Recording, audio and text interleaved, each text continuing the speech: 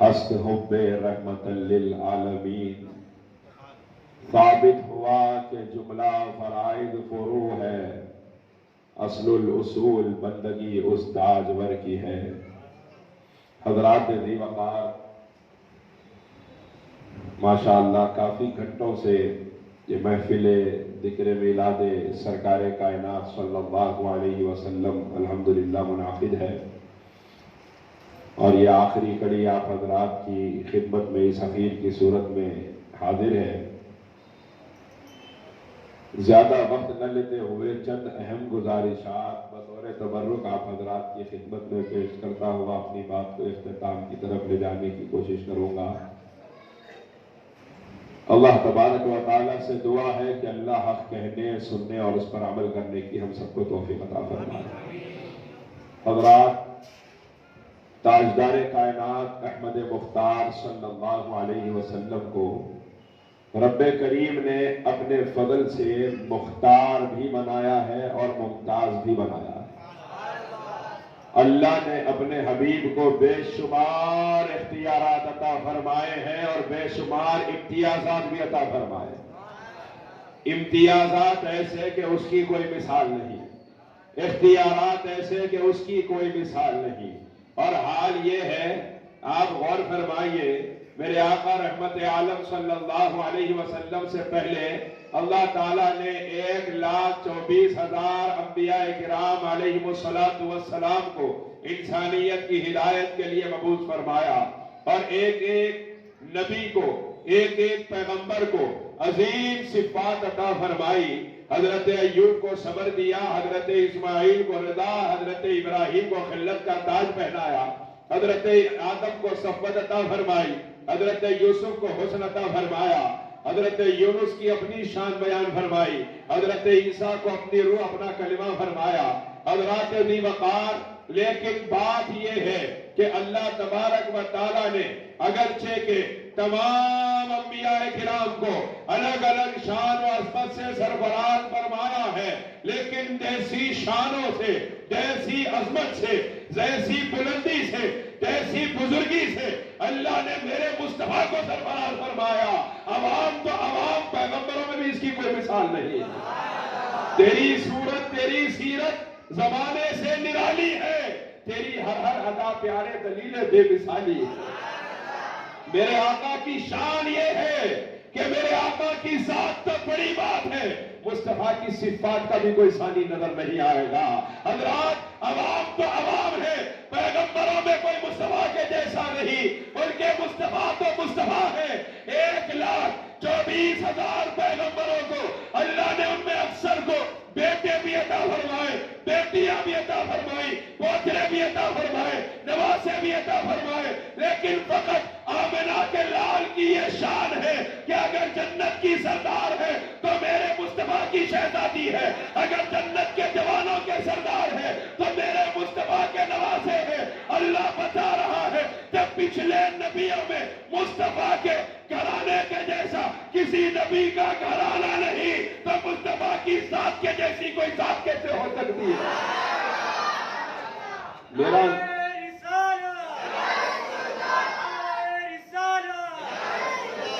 حضرات، میرے سرکار کی شان یہ ہے کہ احیاء القلوب کے اندر، ریاض الناصحین کے اندر ایک روایت لکھی ہے کہ تاجدار کائنات احمد مختار صلی اللہ علیہ وسلم جب شب معراج میں بارگاہ الہی میں حاضر ہوئے اور جب عرش معلیٰ کے قریب پہنچے، میرے سرکار کو خیال آیا،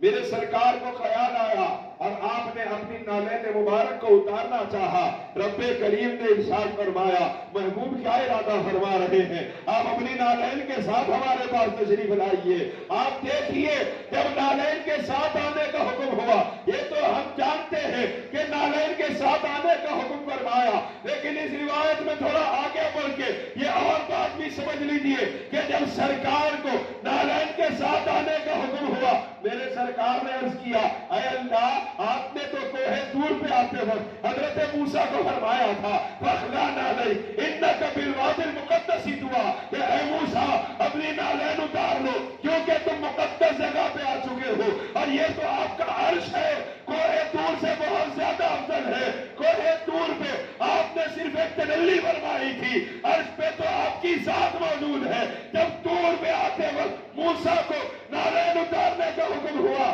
تو مجھے نالین کے ساتھ آنے کا حکم کیوں دیا جا رہا ہے؟ رب کریم نے ارشاد فرمایا محبوب کیونکہ طور جس پہ ہماری تجلی پڑی ہے وہ اتنا بابرکت ہے. ہم نے موسیٰ کو اس لیے کہا نالین اتارنے کے لیے کہ جب موسیٰ نالین اتار کے طور پہ قدم رکھتے تو موسیٰ کے قدموں کو جب طور کی خاک لگتی اس مٹی کے جس پہ ہماری تجلی پڑی ہے موسیٰ کے پیروں کو لگنے کی وجہ سے موسیٰ کی عزت میں اضافہ ہوتا تھا. موسیٰ کی شان میں اضافہ کرنے کے لیے ہم نے موسیٰ سے فرمایا کہ اے موسیٰ نالین اتار کے آؤ تاکہ کوہ طور کی مٹی تمہارے پیروں کو لگے, تمہاری عزتوں میں اضافے کا سامان ہو جائے. لیکن مصطفیٰ آپ نالین کے ساتھ آئیے تاکہ آپ کی نالین کی مٹی عرش الہی کو لگے تو عرش الہی کی عزت میں اضافہ ہو جائے. یہ میرے مصطفیٰ کی شان ہے کہ موسیٰ علیہ السلام کو کوہ طور سے برکت لینے کا حکم دیا جا رہا ہے اور یہاں عرش الہی میرے مصطفیٰ کے قدموں کی خاک سے برکت حاصل کر رہا ہے. میرے آقا صلی اللہ علیہ وسلم کی نالین پاک کا عالم یہ ہے, اور نالین کو گرد لگ جائے اس گرد کا عالم یہ ہے تو ذات کا عالم کیا ہوگا. حضرات جب وہ یثرب جس کو آج ہم مدینہ پاک کہتے ہیں, جس کو اس زمانے میں یثرب کہا جاتا تھا, جس زمین کے بارے میں کہا جاتا تھا کہ یہ زمین بلاؤں کی پھیلنے والی زمین ہے, یہاں جانے والے بیمار پڑ جاتے ہیں, یہاں بیماریاں پیدا کرتی ہیں, آج وہ مدینہ پاک ہے. یہ مشہور تھا کہ یہاں بیماریاں پھیلتی ہیں, لیکن جب میرے سرکار کے قدموں سے مدینہ پاک کو اللہ نے عزت عطا فرمائی, سرکار نے ارشاد فرمایا میرے شہر کی مٹی میں لا علاج مریضوں کی شفا ہے. جہاں اب تک بیماریاں پھیلتی تھی وہاں سے کائنات کو شفا کی خیرات عطا کی جا رہی ہے. جہاں اب تک لوگ شر محسوس کرتے تھے اگر خیر کائنات کو مل رہا ہے اسی مدینہ پاک کی سرزمین سے مل رہا ہے. حضرات میرے آقا رحمت عالم صلی اللہ علیہ وسلم کے قدموں سے جب تعلق ہو جائے تو مٹی کو یہ عزت کیوں نہ ملے. حضرت اسماعیل کے قدموں سے آپ کی ٹھوکر سے تعلق ہو جائے. آب زمزم ہم لے کر آتے ہیں 5-5 لیٹر بڑی محنت سے لاتے ہیں, رشتہ داروں میں تقسیم کرتے ہیں, دوست احباب میں تقسیم کرتے ہیں تو لوگ آب زمزم اٹھا کے رکھتے ہیں, تھوڑا تھوڑا اپنے بیماروں کو پلاتے ہیں کیونکہ جانتے ہیں یہ آب شفا ہے, اس لیے کہ اس میں حضرت اسماعیل کی ٹھوکر لگی ہے. میں آپ سے پوچھوں جس پانی پر اسماعیل کی ٹھوکر لگے وہ آب شفا بن جاتا ہے تو جس مٹی پر مصطفیٰ کے قدم رکھے گئے وہ مٹی خاک شفا کیوں نہ کہلائے. اللہ نے حضرت اسماعیل کی ٹھوکر سے جب آب زمزم کو آب شفا بنا دیا, مصطفیٰ کے قدموں کی برکت سے پورے مدینے کی مٹی کو خاک شفا بنا دیا. بلکہ وہ شفا ہے جو ظاہری شفا بھی عطا کی جاتی ہے, باطنی شفا بھی عطا کی جاتی ہے. میرے آقا رحمت عالم صلی اللہ علیہ وسلم کے آثار مبارک موجود ہیں اور یہ فقط اہل سنت کی شان ہے اور یہ فقط اہل سنت کا حصہ ہے, کسی اور کے پاس نہیں ہے. ہماری خانقاہوں میں, ہماری مسجدوں میں, ہمارے پاس الحمدللہ سرکار کے یہ تبرکات موجود ہیں اور یہ پوری دنیا میں فقط اہل سنت کی شان ہے کہ سرکار کے تبرکات آج بھی موجود ہے جو اہل سنت کے پاس موجود ہے. یہ خصوصیت ہے سنیت کی کہ ہمارے پاس موجود ہے سرکار کے تبرکات. اب آپ دیکھیں ہم جاتے ہیں آثار مبارک کے پاس, زیارت کرتے ہیں اور دعائیں مانگتے ہیں اور اس عقیدے اور یقین سے مانگتے ہیں اللہ تیرے حبیب کے زلف مبارک کا صدقہ دے دے, اے اللہ زلف واللیل کا صدقہ دے دے, مالک تیرے حبیب کے زلف مبارک کے صدقے بیماروں کو شفا دے دے. ہم دعائیں مانگتے بھی ہیں, حضور کے تبرکات کا وسیلہ بھی پیش کرتے ہیں, یہاں تک کہ سرکار کے زلف مبارک کو پانی میں ڈبویا جاتا ہے اور وہ پانی لوگوں کو دیا جاتا ہے. جو بیمار پیتا ہے اللہ اس کو شفا عطا فرماتا ہے. اور یہ طریقہ ہمارا نہیں ہے, یہ طریقہ آج کا نہیں ہے, یہ طریقہ ہمارے گھرانوں کا نہیں, یہ مصطفیٰ کے گھرانے کا سلیقہ ہے. یہ ام المومنین سیدہ ام سلمہ سلام اللہ علیہا کے پاس کوئی بھی بیمار آتا تھا آپ حضور کا زلف مبارک پانی میں ڈبا کے عطا فرما دیتی تھی، اللہ اس کے صدقے شفا عطا فرما دیا کرتا تھا۔ ہم کہیں کہ حضور کے آثار سے، حضور کے تبرکات سے ہم وسیلہ حاصل کرتے ہیں، ہم تبرک سمجھتے ہیں اور ہماری دعاؤں کو اللہ قبول فرماتا ہے، تو اب لوگ کہنے والے کہتے ہیں کہ کیا اللہ ڈائریکٹ شفا دینے پہ قادر نہیں ہے؟ کیا اللہ ڈائریکٹ شفا نہیں دے سکتا؟ حضور کے تبرکات کے وسیلے کی ضرورت کیا ہے؟ یہ تبرکات کا وسیلہ نیا لے کے آگے پہلے نہیں تھا حضرات، بات یہ ہے یہ بھی تھا وہ بھی تھا، تم نہیں تھے پہلے، یہ نہیں ہے بولنے والے، آپ نہیں تھے پہلے، آپ پیدا ہوئے 150 سال پہلے، انگریزوں کے دفتروں سے اپنے مسلکوں کا نام لینے والے اہل سنت کے عقیدوں کی جڑیں 1400 برس سے مضبوط ہے الحمدللہ۔ آپ غور کیجئے میرے آقا رحمت عالم صلی اللہ علیہ وسلم کے زلف مبارک، سرکار کے تبرکات، سرکار کے جبہ مبارک کے حوالے سے کوئی تبرک حاصل کرنا چاہے، کوئی توسل حاصل کرنا چاہے، لوگ کہتے ہیں یہ کہاں سے لے کر آ گئے ہو، یہ طریقہ مناسب نہیں ہے۔ کیا اللہ ڈائریکٹ دینے پر قادر نہیں؟ یقیناً اللہ ڈائریکٹ دینے پر قادر ہے، اللہ ڈائریکٹ بیماری دینے پر بھی قادر ہے، اللہ ڈائریکٹ شفا دینے پر بھی قادر ہے، اللہ ڈائریکٹ زندگی دینے پر بھی قادر ہے، اللہ ڈائریکٹ موت دینے پر بھی قادر ہے، اللہ ڈائریکٹ تندرستی دینے پر بھی قادر ہے، اللہ ڈائریکٹ خوشحالی دینے پر بھی قادر ہے۔ لیکن پھر ہم آثار مبارک کا وسیلہ لیں، لوگ کہتے ہیں یہ شرک ہے، اللہ سے مانگنے کے درمیان کسی اور کو رکھا جائے، یہ شرک ہے، آپ آثار مبارک کو شریک ذات کر رہے ہیں۔ میں آپ سے پوچھوں قرآن سے بڑھ کے وحدانیت کی دعوت دینے والا کون ہے؟ اور قرآن اس بات کی گواہی دے رہا ہے کہ جب اپنے بیٹے کی محبت میں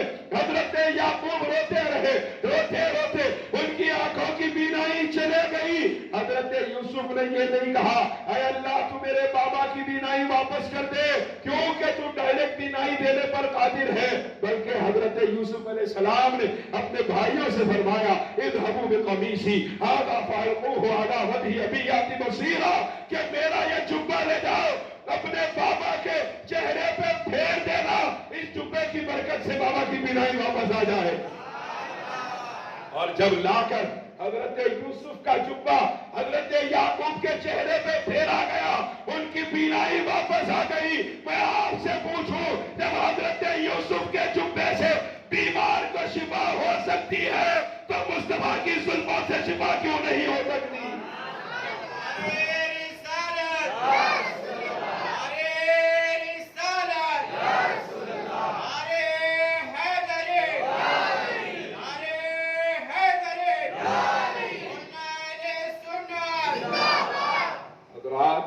جب حضرت یوسف کے جبے سے حضرت یعقوب جیسے پیغمبر کو شفا ہو سکتی ہے تو پھر میرے سرکار امام الانبیاء کی زلفوں سے مجھ جیسے غلام کو شفا کیوں نہیں ہو سکتی؟ اور اہل سنت کا یہ عقیدہ قرآن سے ہے، اور قرآن کو کوئی ضعیف کہہ دے اتنا کسی کا ایمان تو ضعیف ہو نہیں سکتا، کیونکہ آج کل عالم یہ ہے جو دیکھو ضعیف حدیث ہے، وہ حدیث ضعیف ہے، یہ حدیث ضعیف ہے، اب حدیث سناؤ ضعیف ہے، ٹھیک ہے قرآن کو بولو ضعیف ہے۔ یہ قرآن بتا رہا ہے کہ پیغمبروں کے اور صالحین کے تبرکات و آثار سے برکت لینا اور ان کے ذریعے شفا کا عطا کیا جانا قرآن پاک سے ثابت ہے۔ جب دیگر انبیاء کے تبرکات کا یہ عالم ہے تو مصطفیٰ کائنات کے تبرکات کا عالم نہ ہوگا۔ حضرات میرے آقا رحمت عالم صلی اللہ علیہ وسلم سے جڑی ہوئی ایک ایک شے، ایک صحابی فرماتے ہیں ام المومنین سیدہ عائشہ صدیقہ سلام اللہ علیہا ارشاد فرماتے ہیں ایک مرتبہ سرکار ایک جنازے میں تشریف لے گئے اور حضور ارشاد و احیاء القلوب کے اندر ریاض الناصحین کے اندر یہ روایت موجود ہے کہ ایک مقام پہ جنازے میں حضور تشریف لے گئے، جب سرکار واپس تشریف لائے تو ام المومنین فرماتی ہیں میں نے حضور کے کپڑوں کو ہاتھ لگا کے دیکھنا شروع کیا، کپڑوں کو حضور کے جبہ مبارک کو ہاتھ لگا کے دیکھنا شروع کیا۔ ام المومنین سے سرکار نے فرمایا عائشہ کیا دیکھ رہی ہوں؟ تو ام المومنین نے عرض کیا یا رسول اللہ آج اتنی بارش ہوئی لیکن آپ کے کپڑوں کے اوپر کوئی خطرات نظر نہیں آتے ہیں، بارش کے آثار نظر نہیں آتے ہیں، بھیگا ہوا ہونا آپ کے کپڑوں سے ظاہر نہیں ہوتا ہے، اتنی بارش کے باوجود آپ کیسے سوکھے گھر کے اندر داخل ہو گئے ہیں؟ سرکار نے ارشاد فرمایا عائشہ تم نے اپنے سر پہ کیا اوڑھا ہے؟ عائشہ تم نے اپنے سر پہ کیا ہوا ہے؟ ام المومنین نے عرض کیا یا رسول اللہ آپ کی چادر مبارک اوڑھی ہے۔ سرکار میں نے آپ کی چادر مبارک اوڑھی ہے۔ سرکار نے ارشاد فرمایا عائشہ آج حقیقت میں بارش ہوئی نہیں ہے، لیکن رحمت کی جو بارش روزانہ آسمان سے برستی ہے میری چادر کے سر پہ اوڑھنے کی وجہ سے وہ غیب کی بارش اللہ نے تمہارے آنکھوں کے سامنے ظاہر فرما دی۔ جب مصطفیٰ کے سر کی چادر ام المومنین کے سر پہ آ جائے تو غیب کی انوار اور رحمتوں کی بارش ام المومنین کے سامنے ظاہر ہو جاتی ہے۔ تو مصطفیٰ کے علم کا عالم کیا ہوگا، اور کوئی غیب کیا چھپے اور کوئی غیب کیا تم سے نہا ہو بھلا، جب نہ خدا ہی چھپا تم پہ کروڑوں درود۔ میرے آقا رحمت عالم صلی اللہ علیہ وسلم کی چادر مبارک سر پہ آ جائے تو ام المومنین کے سامنے سے غیب کے پردے ہٹ جاتے ہیں، تو سرکار کے دیکھنے کا عالم کیا ہوگا۔ ارے سرکار تو سرکار ہے، سرکار کے فیضان سے 12 نسلوں کے بعد خاندان آل رسول میں پیدا ہونے والے شہزادے کے دیکھنے کا یہ عالم ہے کہ سرکار غوث اعظم ارشاد فرماتے ہیں نظرت الى بلاد اللہ جمال کخردلۃ علی حکم اتصالی، لوگوں میں اللہ کے سارے شہروں کو اسی طرح دیکھ سکتا ہوں جس طرح ہتھیلی میں رائی کا دانہ دیکھا جاتا ہے۔ جب سرکار کے فیضان سے غوث پاک کے دیکھنے کا یہ عالم ہے تو رسول پاک کے دیکھنے کا عالم کیا ہے؟ انسانیت میرے سرکار کی شان پہ بات کر رہی ہے۔ سرکار نے سرکار صدیق اکبر سے فرمایا تھا اے ابو بکر میری حقیقت کو میرے رب کے سوا کوئی نہیں پہچان سکتا۔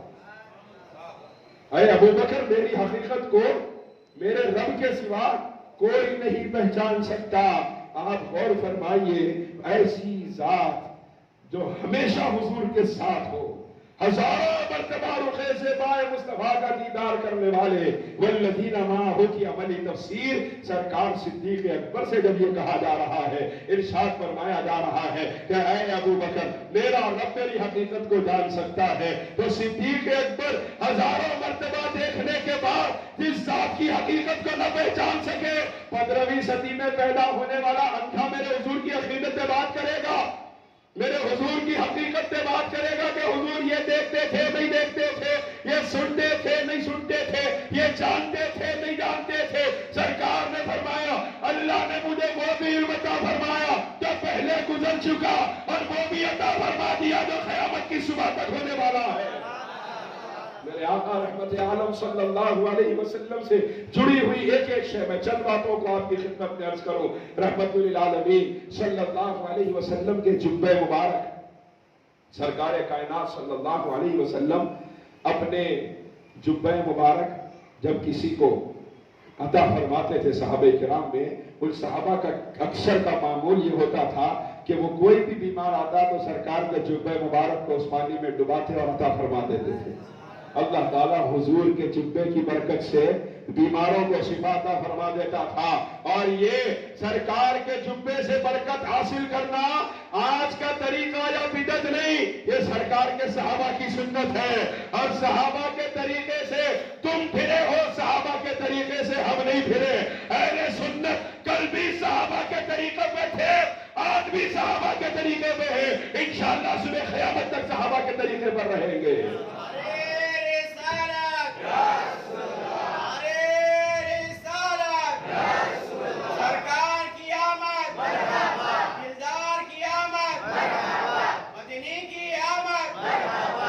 حضرات جب مولا کائنات مولا علی شیر خدا حیدر کرار کرم اللہ تعالی وجہ الکریم کی والدہ ماجدہ سیدہ فاطمہ بنت اسد رضی اللہ تعالی عنہ کا وصال ہوا تو سرکار کائنات نے خود اپنا جبہ مبارک عطا فرمایا، اپنا جبہ مبارک عطا فرمایا، پھر تشریف لے گئے، صحابہ سے فرمایا قبر تیار کرو، ان کی خبر تیار کی۔ اس کے بعد میں جب قبر تیار ہوئی تو سرکار خود ان کی قبر کے اندر لیٹ گئے، اس کے بعد اٹھے، اس کے بعد میں ان کی نماز جنازہ پڑھائی اور اس کے بعد میں ان کی تدفین فرمائی۔ ارشاد فرمایا میری ماں کے بعد یہ میری ماں تھی، میری ماں کے بعد علی کی ماں میری ماں تھی، آج یہ دنیا سے رخصت ہو گئی ہے، میں نے ان کو اپنا جبہ اس لیے دیا تاکہ میرے جبے کی برکت سے اللہ ان کو جنت کا لباس پہنائے گا، اور میں ان کی قبر میں اس لیے لیتا کیونکہ میرے لیٹنے کی برکت سے اللہ ان کی قبر میں نور کی بارش فرمائے گا، اور جبرائیل نے مجھے آ کے خبر دی ہے کہ میری یہ ماں جنتی ہے، اور ان کے جنازے میں شرکت کے لیے 70,000 فرشتے آج آسمان سے اترے ہیں۔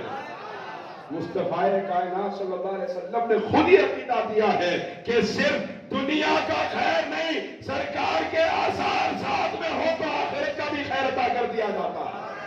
سرکار کے آثار کا وسیلہ کیا ہے؟ سرکار کے آثار کیا ہے؟ امیر المومنین خلیفہ اول سرکار سیدنا صدیق اکبر رضی اللہ تعالی عنہ ارشاد فرماتے ہیں، میں ذاتدار کائنات صلی اللہ علیہ وسلم کے ساتھ تھا، اور میرے آقا رحمت للعالمین صلی اللہ علیہ وسلم نے جب حجامت بنوائی تو سرکار کے چند منہ مبارک، داڑھی مبارک کے جو بال ہوتے ہیں، سرکار صدیق اکبر فرماتے ہیں چند منہ مبارک سرکار کے میں نے لے لیے، ریش مبارک کے میں نے لے لیے، اور حضور سے اجازت مانگی، حضور نے مجھے عطا فرما دیے، میں لایا اپنے گھر میں رکھ دیا۔ سرکار صدیق اکبر فرما رہے ہیں اور فرماتے ہیں میں نے بڑے ادب سے اپنے گھر کے اندر رکھ دیا۔ اب آثار مبارک کو ادب و احترام کے ساتھ رکھنے والوں پہ فتویٰ لگانے والوں پہلے صدیق اکبر پہ فتویٰ لگاؤ، اور جو صدیق اکبر پہ فتویٰ لگائے اس کا ایمان ہی ختم ہو جاتا ہے، کیونکہ صدیق اکبر ہمارے ایمان کا حصہ ہے۔ اب آپ دیکھیے سرکار صدیق اکبر رضی اللہ تعالیٰ عنہ فرماتے ہیں میں نے لے جا کے حضور کے آثار مبارک کو رات میں اپنے گھر میں رکھ دیا، رات کا وقت گزرا تو میرے گھر میں قرآن پاک کی تلاوت کی آوازیں آنے لگی۔ جب میں نے آواز کی طرف جا کے دیکھا تو وہ آواز حضور کے زلف مبارک کے قریب سے آ رہی تھی۔ سرکار صدیق اکبر ارشاد فرماتے ہیں میں جب صبح فجر کے بعد حضور کی بارگاہ میں حاضر ہوا اور سارا ماجرا کہہ کے سنایا، مجھے سرکار نے ارشاد فرمایا اے ابو بکر کیا تم جانتے نہیں کہ فرشتے روزانہ ہر رات میرے زلفوں کے اطراف جمع ہو کر قرآن پاک کی تلاوت کیا کرتے ہیں۔ یہ آثار مبارک جو ہمارے سامنے ہیں ان کی برکات کا ہم کیا اندازہ لگا سکتے ہیں؟ یہ جزو ذات محمد عربی صلی اللہ علیہ وسلم ہے، یہ سرکار کے جسم مبارک کا حصہ ہے۔ حضرات ایک صحابی فرماتے ہیں کہ ایک مرتبہ حضرت ابن فتیق اس صحابی کا نام ہے، فرماتے ہیں کہ میں اور میری 4 بہنیں حضور پاک علیہ السلام کے پاس حاضر ہوئے اور سرکار کچھ تناول فرما رہے تھے۔ ہم نے حضور سے عرض کیا حضور عطا فرمائیے، تو سرکار کائنات صلی اللہ علیہ وسلم نے عطا فرمایا۔ کیا عطا فرمایا؟ اپنے جو منہ میں تھا وہ نوالا نکال کے حضور نے عطا فرما دیا۔ جب سرکار نے وہ نوالا عطا فرمایا وہ فرماتے ہیں میں نے بھی کھایا، میری 4 بہنوں کو بھی کھلایا، موت کا وقت آ گیا لیکن ہمارے منہ سے اس کے بعد کبھی بدبو نہیں آئی۔ سرکار کے لعاب پاک جس کو لگ جاتے ہیں اس کا یہ عالم ہے کہ انسانی معدے کی بدبو ختم ہو گئی۔ یہاں تک کہ حقیقت تو یہ ہے کہ سرکار کے آثار مبارک سے جڑی ہوئی شے انسان کے پیٹ میں چلی جاتی ہے تو صرف بیماری سے نہیں بلکہ اس کے وجود کو گندگیوں سے بھی پاک کر دیا کرتی ہے۔ حضرات میرے آقا صلی اللہ علیہ وسلم کے آثار، حضور کے تبرکات، حضور کے نام پاک کا نسبت کا تعلق، حضور کے نام پاک کے ادب کی شان یہ ہے کہ ایک مرتبہ بنی اسرائیل کے زمانے میں ایک شخص کا انتقال ہوا جس نے 200 سال سے کوئی بھی کام ایسا نہیں کیا تھا جو فرما برداری کا، لگاتار نافرمانیاں کرتا رہا۔ اس کا انتقال ہوا، لوگوں نے اس کی تدفین کرنا بھی مناسب نہ سمجھا۔ اللہ تعالیٰ نے حضرت موسیٰ کو حکم فرمایا اے موسیٰ میرا فلاں بندہ وہاں اس کا جنازہ پڑا ہے، تم جاؤ اس کو غسل دو، اس کو کفناؤ، اس کی نماز جنازہ پڑھو۔ جب حضرت موسیٰ علیہ السلام پہنچے لوگوں نے کہا اے پیغمبر خدا یہ کوئی گناہگار تھا۔ حضرت موسیٰ اللہ کی بارگاہ کی طرف رجوع ہوئے، عرض کرنے لگے میرے مالک لوگ تو اس کو گناہگار کہہ رہے ہیں اور آپ نے مجھے حکم فرمایا اس کی تدفین کا، اس کی نماز جنازہ کا، بات سمجھ میں نہیں آئی۔ رب کریم نے ارشاد فرمایا موسیٰ بات یہ ہے کہ یہ یقیناً گناہگار تھا لیکن اس کی ایک عادت تھی کہ جب بھی توریت کھولتا تھا اور توریت پڑھتا تھا اور توریت میں جہاں میرے محبوب محمد مصطفیٰ کا نام دیکھتا تھا میرے مصطفیٰ کے نام کو چوما کرتا تھا، جو میرے مصطفیٰ کے نام کی تعظیم کرے میں اس کو عذاب نہیں دے سکتا۔ یہ نام مصطفیٰ کے ادب کی شان ہے، تو ذات مصطفیٰ کے ادب کا عالم کیا ہوگا؟ الحمدللہ یہ اہل سنت کا حصہ ہے، لیکن حضرات جہاں میرے سرکار بے مثال، سرکار سے جڑی ہوئی چیزیں بے مثال ہے، وہیں پہ میرے سرکار کے اخلاق بے مثال، میرے سرکار کے کردار بے مثال، میرے سرکار کی عادات بے مثال، میرے سرکار کے اطوار بے مثال۔ حضرات گرامی، آخری بات میرے آقا رحمت عالم صلی اللہ علیہ وسلم کے اخلاق حسنہ کے حوالے سے آپ حضرات کی خدمت میں پیش کرتا ہوا اپنی بات کو اختتام کی طرف لے جا رہا ہوں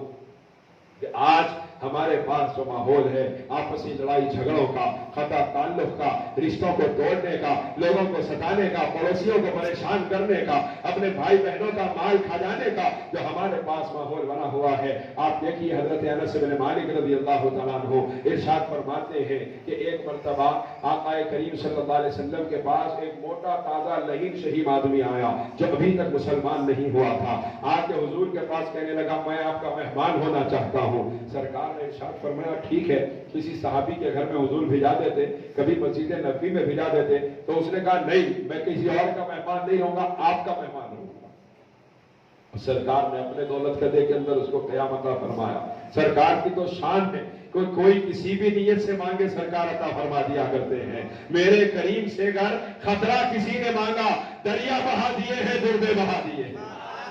میرے سرکار کائنات صلی اللہ علیہ وسلم نے اس کو اپنے گھر میں رکھا، اور جو امہات المومنین کا گزارا جن 4-5 بکریوں کے دودھ پر تھا، سرکار نے وہ تمام دودھ ان بکریوں کا اس کے سامنے پیش کیا، وہ سارا کا سارا پی گیا، کیونکہ چاہتا ہی تھا تکلیف دینا، موٹا تازہ آدمی تھا، اور سارا کا سارا پی گیا۔ امہات المومنین پہ فاقہ ہوا، لیکن سرکار نے کچھ نہیں فرمایا، یہاں تک کہ جب سونے کا وقت آیا تو تاجدار کائنات نے اس کو اپنے بستر پہ سلایا، وہ بستر جس پہ غلام بن کے جبرائیل امین حاضر ہوتے ہیں، اس بستر پہ سرکار نے اس کو سلایا۔ حضرت انس بن مالک فرماتے ہیں آپ غور کیجئے، آج رشتہ دار آ جائے تو ہم پہلے تو لگا لیتے ہی نہیں تھا کسی کو کہ کوئی آ کے اپنے گھر میں رہے، پھر آ کے رہے تو پھر ہمارے انسٹرکشنز الگ رہتے، بستر پہ ہمارے سونے دینا، ہماری جگہ پہ رہنے دینا تو بہت دور کی بات ہے۔ آج تو احوال یہ ہے کہ سامنے سے دیکھ کے ماشاءاللہ بہت اچھا کرے آئے، اور دل میں جو ہے بلا وجہ آ گئے، پیسے بھی خرچہ ہوتے ہیں، ٹائم بھی خراب ہوتا ہے۔ یہ ہے ہمارے لوگوں کا حال، اور یہ حقیقت ہے، کوئی جھوٹ نہیں ہے۔ ہاں آدھی رات کو 11 بجے کھٹکا مارا، محبت میں آ گیا، ماشاءاللہ بہت اچھا کرے، دن کیا رات کیا اپنا گھر ہے، دل میں کیا ہو رہا، یہ ٹائم ہے بیوقوف آنے کا، ہم نہ سونے جا رہے تھے تو آ گیا۔ یہ ہے ہمارے لوگوں کا مزاج، یہ منافقت ہماری فطرتوں میں شامل ہو گئی ہے، یہ نفاق ہماری عادت بن گیا ہے۔ اللہ ہمیں توبہ کی توفیق عطا فرمائے، اللہ ہمیں اپنی حفاظت میں رکھے۔ آپ غور فرمائیے کہ سرکار کائنات صلی اللہ علیہ وسلم نے اسے اپنے بستر پہ سلایا، جب حضور نے اپنے بستر پہ سلایا، چونکہ دودھ بہت زیادہ پی گیا تھا، حضرت انس بن مالک فرماتے ہیں حضور کے بستر پہ اس کو پیشاب نکل گیا، اور تاجدار کائنات وہ ذات جس کی نالے نے پاک کی خیرات کے صدقے کائنات کی پاکی ہے، اس ذات کے بستر پہ اس کی ناپاکی نکل، وہ ناپاک ہو گیا، اس کو پیشاب نکل گیا۔ اب رات میں اس خیال کے ساتھ نکل کے دوڑا کہ نہیں اب تو پھر صبح اٹھوں گا تو پھر پتہ نہیں حضور کیا کہیں گے، جب غلاموں سے کہیں گے صحابہ سے پتہ نہیں صحابہ میرا کیا حال کریں گے، لہذا اس نے کیا کیا، فوراً نکلا، آدھی رات کو غائب ہو گیا۔ صبح کو خیال آیا کہ میں اپنی انگوٹھی حضور کے گھر میں بھول کے آیا، اور وہ سونے کی انگوٹھی ہے، غیر مسلم پہنا کرتے تھے سونے کی انگوٹھیاں، ان کے پاس حلال ہے آج بھی، ہمارے پاس تو کل بھی حرام تھا، آج بھی حرام ہے، لیکن پتہ نہیں ایسا کیوں ہوتا کہ نوشا یہ سمجھتے شادی کے دن پہننا حلال ہے، اور بڑی شان سے پہن کے بیٹھے ہوئے رہتے نوشا سونے کی انگوٹھی، اور اگر بچی والے سونے کی انگوٹھی حرام ہے بول کے نہیں دیے تو پھر اماں بہنا تانا دیتے، اتنی قدر نہیں ہے، سونے کی انگوٹھی نہیں دیے بچے کو ہمارے، سونا حرام، شادی کے دن بھی حرام، میت کے دن بھی حرام، جو حرام ہے وہ ہر دن حرام، جو حلال ہے وہ ہر دن حلال ہے۔ اب آپ غور کیجئے، رحمت عالم صلی اللہ علیہ وسلم کے در دولت سے وہ اپنی سونے کی انگوٹھی بھول کر چلا گیا، جب حاضر اب سوچنے لگا تھوڑی سی بے عزتی ہوگی، لیکن جب سونے کی انگوٹھی ہے بڑا نقصان ہوگا، انگوٹھی نے سونے کی مجبور کیا، حضور کی بارگاہ میں آیا، اور جب اندر داخل ہوا اس نے جو منظر اپنی آنکھوں سے دیکھا کہ دو جہاں کا مختار اپنے ہاتھوں سے اس بستر پہ پانی بہا رہا ہے جس کو وہ ناپاک کر کے گیا تھا۔ سرکار اپنے دستے کرم مبارک سے اس بستر پہ پانی بہا رہے ہیں۔ یہ سامنے پہنچا تو حضور نے فرمایا فکر مت کرو، یہ بات صرف میرے اور تمہارے درمیان ہے، نہ کسی کو پتا چلی ہے نہ کسی کو پتا چلے گی، لہذا کبھی انسان سے ہو جاتا ہے، یہ چیز بے اختیاری ہے، ہو سکتا ہے غلطی سے ہو گیا ہو، میں نے یہ صاف کر دیا ہے اور تمہاری انگوٹھی گھر کے اندر رکھی ہے، جا کر لے لینا۔ اب وہ جو حضور کو تکلیف دینے آیا تھا قدموں میں گر کے کہا اشہدو ان لا الہ الا اللہ واشہدو ان محمد رسول اللہ۔ ایسا کریم تو میں نے روئے زمین پہ دیکھا ہی نہیں ہے کہ جس کو کوئی تکلیف دینے آئے اس کے ساتھ یہ کرم کا معاملہ فرماتے ہیں کہ وہ تکلیف دے، اس سے تکلیف پہنچے، جلال بھی نہیں فرماتے ہیں، غصہ بھی نہیں فرماتے ہیں، بلکہ کریم ہے وہ کرم فرماتے ہیں، بلکہ روئے زمین پر اللہ کی شان کریمی کا کوئی مظہر ہے تو فقط نام محمد مصطفیٰ ہے۔ حضرات میرے سرکار کی شان یہ ہے کہ اگر اللہ کریم ہے، دنیا کہتی ہے اور حقیقت میں اللہ کریم ہے، اللہ کے کریم ہونے کی بہت سی چیزیں ظاہر ہیں، لیکن اللہ اتنا بڑا کریم ہے جس نے محمد عربی جیسے کریم کو پیدا فرمایا ہے۔ میرے سرکار نے فرمایا فکر کی بات نہیں ہے، تم یہیں پہ رکو، تمہاری انگوٹھی لے کر چلے جانا۔ انسان سے کبھی ایسا ہو جاتا ہے، وہ قدموں میں گر کے کہنے لگا حضور مجھے معاف فرما دیجئے، کلمہ پڑھا کے اپنے غلاموں میں شامل فرما دیجئے۔ جو آیا تھا تکلیف دینے جا رہا ہے تو حضور کا غلام بن کر جب وہ گئے، انس بن مالک فرماتے ہیں کچھ دنوں کے بعد پلٹ کر آئے تو تنہا نہیں آئے، اپنے علاقے کے 500 لوگوں کو لے کر آئے جن سب نے کلمہ پڑھا، مصطفیٰ کے غلاموں میں شامل ہو گئے۔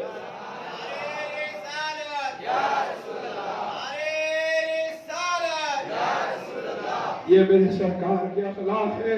خدا کے واسطے سمجھیے ہم لٹیروں کی زندگیاں گزار رہے ہیں، اس نبی کا نام لے کر جو سراپا رحمت ہے، جس کا جلال بھی رحمت ہے، جس کا جمال بھی رحمت ہے، اس نبی کا نام لے کر ہم پڑوسیوں کو ستاتے ہیں، اپنے بھائیوں کا حق کھا جاتے ہیں، جھوٹ بول کے پیسہ کماتے ہیں، سودی لین دین کے لیے سود کے اڈوں پہ رہن کے سینٹروں کے سامنے کھڑے ہوئے نظر آتے ہیں۔ ہمیں ایک مرتبہ شرم کے ساتھ یہ خیال نہیں آتا کہ میرا یہ عمل میرے سرکار کو تکلیف دے رہا ہے۔ کب تک تکلیف دیں گے ہم؟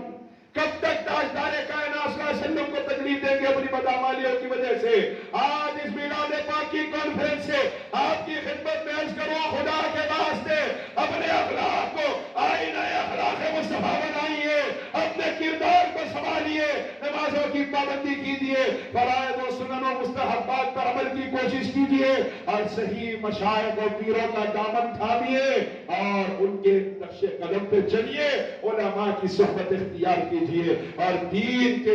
معلومات حاصل کیجیے، اس پر عمل کیجیے۔ اللہ کرے کہ ہماری زندگی ایسے ہی گزرے، کیونکہ بغیر علم کی زندگی نہیں ہے۔ آج حالات یہ ہے کہ ہر آدمی اپنے ساتھ اپنے آپ کو مذہب کا ٹھیکیدار سمجھ کے بیٹھا ہوا ہے۔ یاد رکھیے اس کے یہاں دین انہی لوگوں سے پھیلا ہے جو دیندار ہے، ٹھیکیداروں سے کبھی دین پھیلا نہیں ہے، نہ ٹھیکیداری کے دعوے داروں سے دین پھیلا ہے۔ مجھے سمجھ میں آیا میں مانوں گا، نہ سمجھ میں آئے نہ مانوں گا، یہ دین میں چلنا نہیں ہے۔ جو اللہ اس کے رسول نے کہا میں وہی مانوں گا، اسی پہ عمل کروں گا، یہ دین پہ چلنا ہے، اور یہی مذہب اسلام کی تعلیمات ہے۔ اپنی مرضی کا نام خدا پرستی نہیں نفس پرستی کہلاتا ہے، اور جو خدا کی مرضی کو چاہتا ہے وہ خدا پرست ہو جاتا ہے۔ ہمیں ضرورت ہے خدا پرستی کی طرف آئے، علم دین حاصل کرے۔ آج ہمارے مذہب کا مذاق بنایا جا رہا ہے، ٹی وی ڈیبیٹس کے اوپر ایسے لوگوں کو لا کے بٹھایا جا رہا ہے جو جانتے نہیں کہ ضروریات دین کیا ہے، مسائل کا علم نہیں رکھتے، ان کو لا کے سوال کیے جاتے ہیں، جب وہ جواب نہ دے سکے بتایا جاتا ہے دیکھو اسلام میں اس کا جواب نہیں ہے، اسلام میں اس کا جواب نہیں ہے، اسی لیے اسلامک اسکالر اس کا جواب نہ دے پایا۔ حضرات یہ وہ لوگ ہیں جن کی وجہ سے آج میرا مذہب بدنام ہو رہا ہے، اسلام کی بدنامی ہو رہی ہے۔ میرے آقا رحمت عالم صلی اللہ علیہ وسلم نے ارشاد فرمایا تھا قیامت کی نشانیوں کو حضور نے بیان کیا. فرمایا جھوٹے کو سچا سمجھا جائے گا, سچے کو جھوٹا سمجھا جائے گا. قیامت قریب ہوگی تو امانت دار کو خائن سمجھا جائے گا, خائن کو امانت دار سمجھا جائے گا. حضور نے فرمایا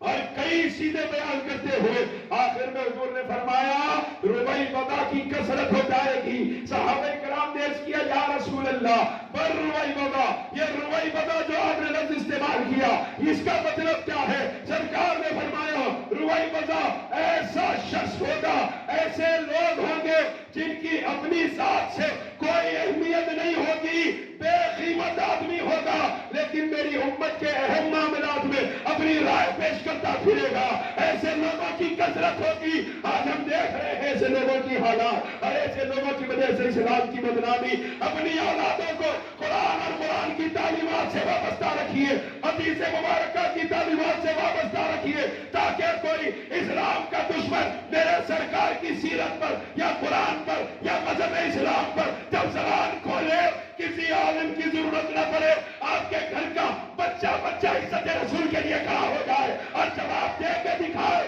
کہ تو سوال کرتا کرتا تھک جائے گا لیکن مصطفیٰ کا غلام جواب دیتے دیتے نہیں تھکے.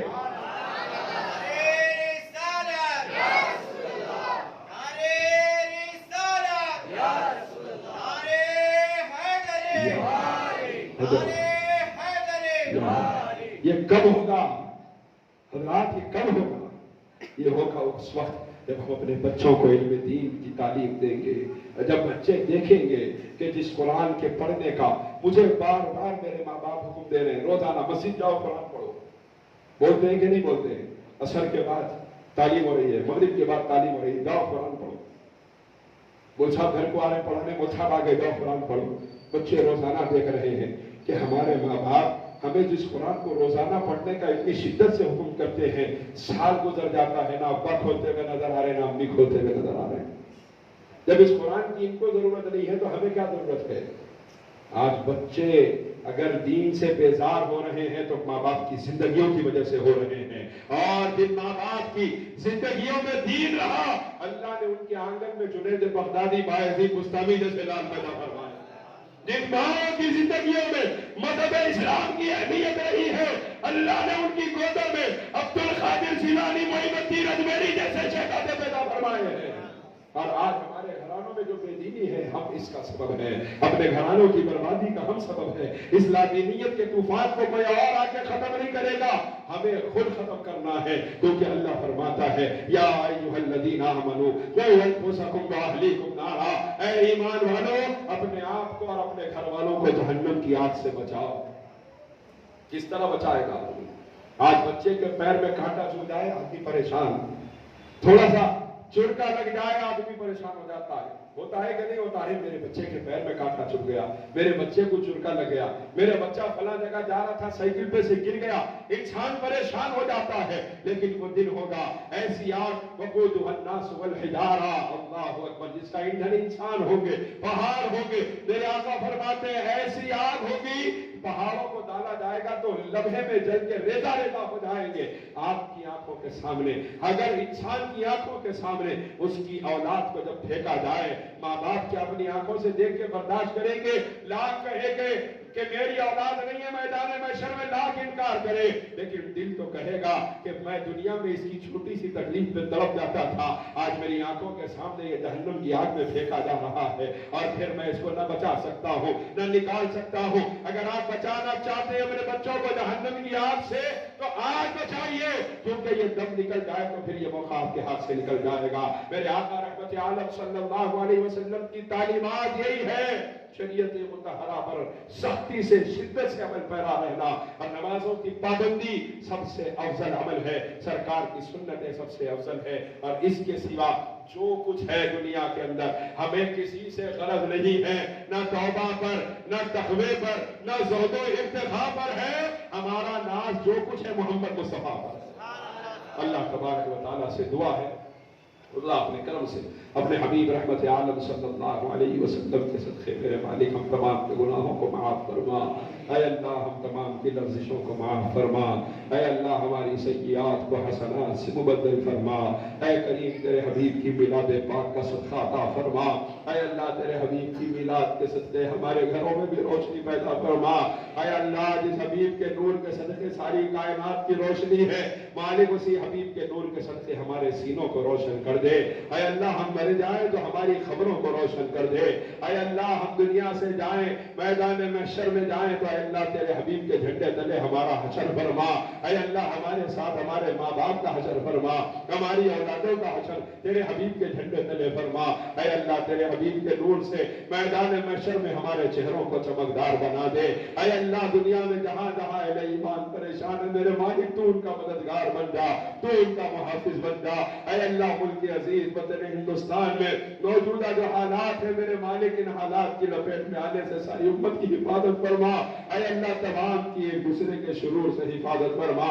برادران عزیز کی ہمارے برادران وطن کی ہمارے شرور سے حفاظت فرما، ان کے شرور سے ہماری حفاظت فرما، اے اللہ کرم کا معاملہ کر دے، اے اللہ رحم کا معاملہ فرما، اے اللہ تیرے حبیب کا صدقہ عطا فرما، اے اللہ تیرے حبیب کی شہزادیوں کا امہات المومنین کا صدقہ عطا فرما، اے اللہ تیرے حبیب کے ان عظیم نواسوں کا صدقہ عطا فرما، اے اللہ تیرے حبیب کے ان چار یاروں کا صدقہ عطا فرما، اے اللہ تیرے حبیب کے ان صحابہ کا صدقہ عطا فرما جنہوں نے سب کچھ تیرے حبیب کے نام پاک میں وار دیا تھا، اے اللہ غوث اعظم کا صدقہ دے دے، مالک علی نواز کا صدقہ دے دے، محبوب الہی و صابر کلیری کا صدقہ عطا فرما، بندہ نواز یسوع دراز کا صدقہ عطا فرما، اے اللہ اپنے کرم سے